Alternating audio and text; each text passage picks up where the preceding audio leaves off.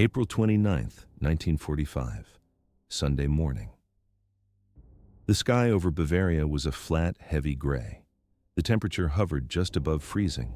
Soldiers of the United States 45th Infantry Division, known as the Thunderbirds, moved through the brush toward a massive industrial complex near Munich. Their intelligence was vague. They expected a supply depot or perhaps a munitions factory. Instead, they were walking into the center of a nightmare. The unit reached a set of railroad tracks on the perimeter. A train sat idle on the rails. 39 wooden cattle cars stood silent and motionless in the cold. The soldiers approached the tracks. They didn't see the horror at first. They smelled it. A thick, sweet stench of decay hung in the stagnant air. One lieutenant reached a car and looked through the slats. He recoiled and screamed. Inside the cars were bodies. Thousands of them, men, women, and children, were piled floor to ceiling. They were starved to the bone and beaten. The corpses were stacked on top of one another like discarded refuse.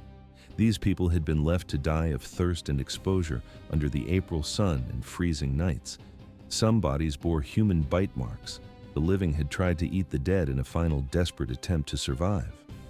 Why did the Germans leave the train? The answer was simple. The Allied advance was too fast. The SS chose to let the prisoners rot rather than let them be liberated. The Americans were seasoned veterans. They had survived the mountain fighting in Italy and the hedgerows of France. They had watched their friends get torn apart by artillery, but they had never seen this. A 19-year-old soldier from Oklahoma dropped his rifle. He sat in the slush and began to cry uncontrollably. Another soldier doubled over and vomited into the snow. The silence of the woods was broken by the sound of retching.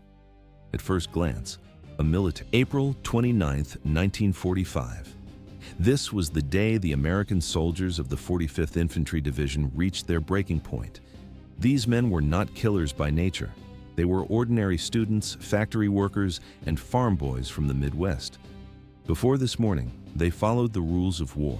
They took prisoners and provided medical aid to the enemy. But Dachau changed the rules in a single hour. The massacre at the coal yard was not a mistake. It was a reaction to what they found at the railway siding. Lieutenant Colonel Felix Sparks was the commander on the ground.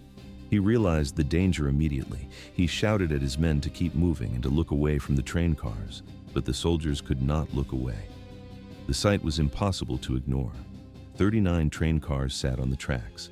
Inside were 2,300 corpses.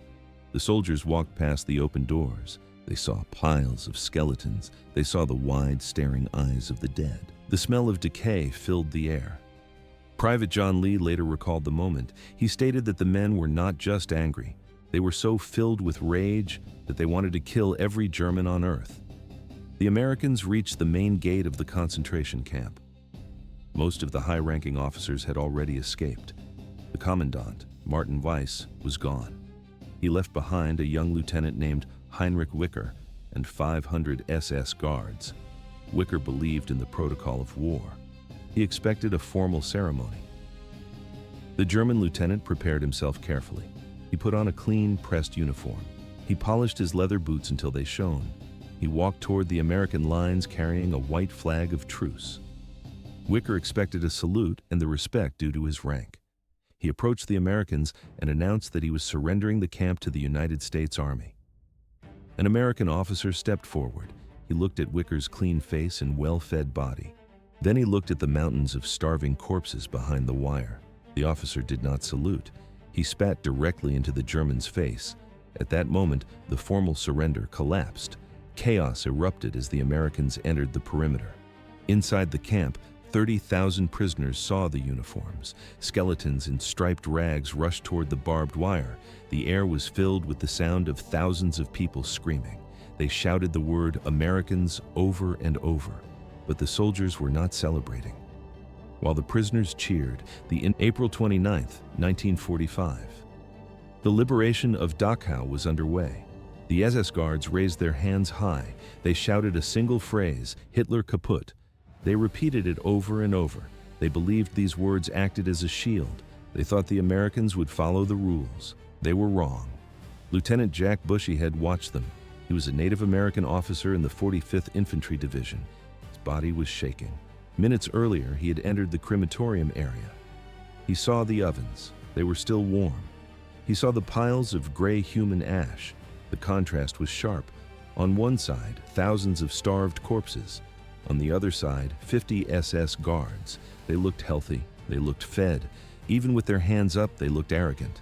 Bushyhead looked at his soldiers, then he looked back at the Germans. He did not say a word. He did not scream an order. The footage would show a silent, cold determination. He simply raised his Thompson submachine gun and gestured toward a coal yard. The meaning was clear. Line them up against the wall. At first glance, the Germans complied. But in reality, terror was setting in. The guards were forced against a long brick wall. 50 men stood in a row. Their confidence vanished. One guard began to scream about the Geneva Convention. He yelled, "9, 9!" at the top of his lungs. No one listened. An American machine gunner known as Bird Eye moved into position. He slammed the tripod of his April 29th, 1945. A single pistol shot cracked through the air. The commander fired into the sky to halt the chaos. "Stop it!" he screamed. "Stop it! What the hell are you doing?" He shouted at his own men. The American machine gunner turned and looked at him. The gunner's eyes were blank. He was not acting out of malice. He was crying. "Colonel," he sobbed, "they deserved it. Why did the discipline of the American army vanish?" At first glance, a professional liberation, but in reality, a massacre. The sight of the dead in the train cars had broken the soldiers' restraint. Events accelerated. This was not an isolated incident.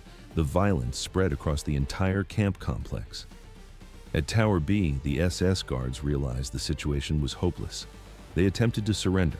They climbed down the long wooden ladders with their hands raised high. The American soldiers did not wait for them to reach the ground.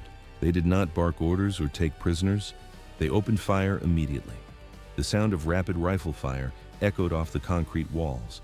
The guards were shot off the ladders. Their bodies tumbled through the air and splashed into the deep water of the moat. The Americans did not stop there. They walked to the edge of the stone embankment and looked down.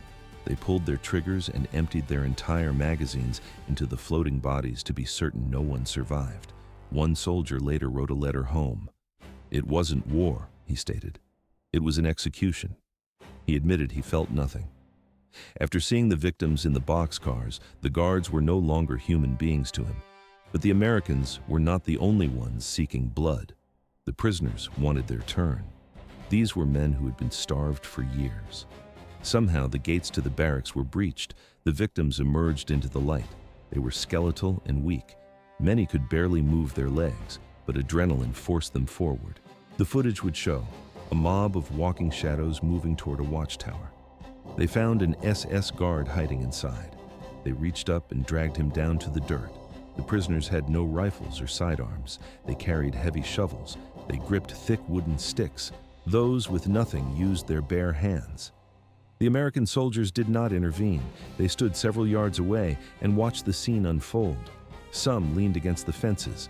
They reached into their pockets and lit cigarettes. One officer looked at the violence and asked if they should stop it. A sergeant gave a short answer. "No, let them finish." The prisoners began to strike. They beat the guard until he stopped moving. Then they continued. They tore him apart on the ground. It was primal. It was savage. To the men in the striped uniforms, it was the only justice they knew. There was no turning back now. In another sector of the camp, the crowd found a capo. This was a prisoner who had worked for the Nazis to brutalize his own people. The victims surrounded him. The liberation had turned into a purge.